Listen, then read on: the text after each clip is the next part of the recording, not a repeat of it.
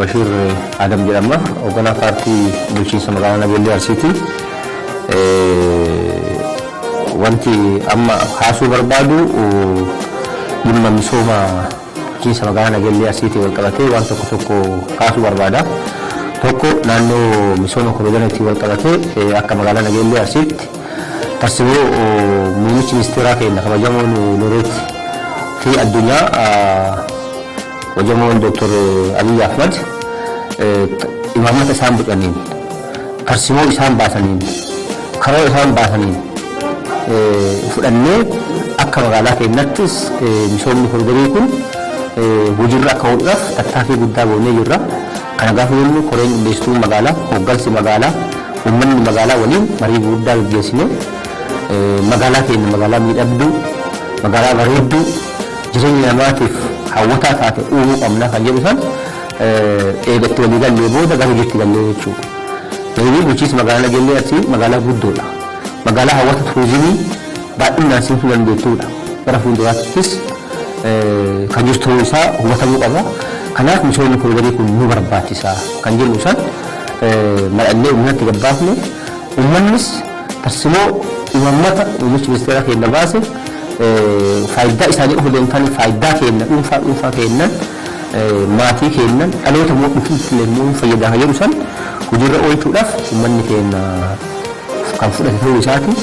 Kanaaf magaalaa daangarraa hanga daangaatti hojiin misooma koriidarii laalaa turtan guutuu kan hojjetu ta'uu isaati jechuudha. Kana gaafa jennu immoo dhiibbaa dhibee hin taane dhiibbaa uummatatti geessu dhibee hin taane uummata arrabsuu uummata buqqisuu dhibee hin taane karaa yaadama sirrii ta'een uummannis fudhatee hooggansis fudhatee gara hojii galle. Kanaaf gaafii tokko malee dhiibbaa tokko malee uummanni guutuu qabeenya ofii osoo kaasaan gaafatiin osoo wanti kun maaliif akkas ta'e jedhee mormii tokko hin godhin dhaloota birootiif hojjetamuu qabaa kan jedhu san uummanni irratti walii galee hooggansa irratti walii galee gara hojii gallee jirra.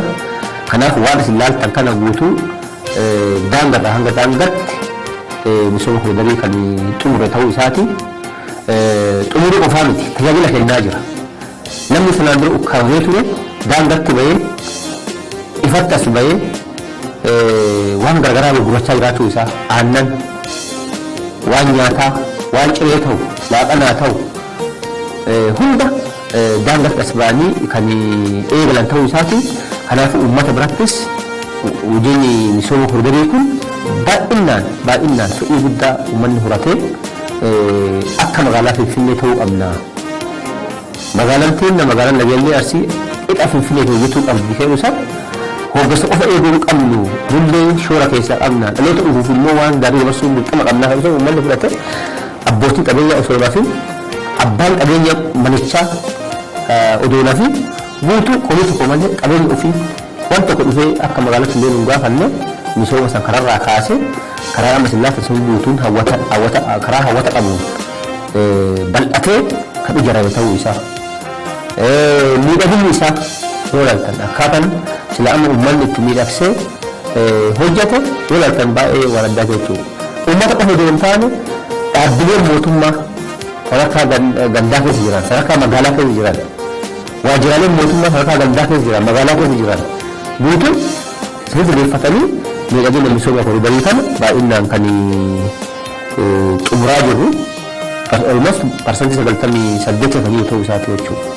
Diigumsas ijaarumsas Lagi bulchiinsa magaalaa Nageellee Arsii adda kan godhu digee qofa osoo hin taane misoomsaa jira. Diiguu qofa osoo hin taane misoomsaa jira jechuudha. Kan diinni hunda deebi'ee misoomsaa jira jechuudha.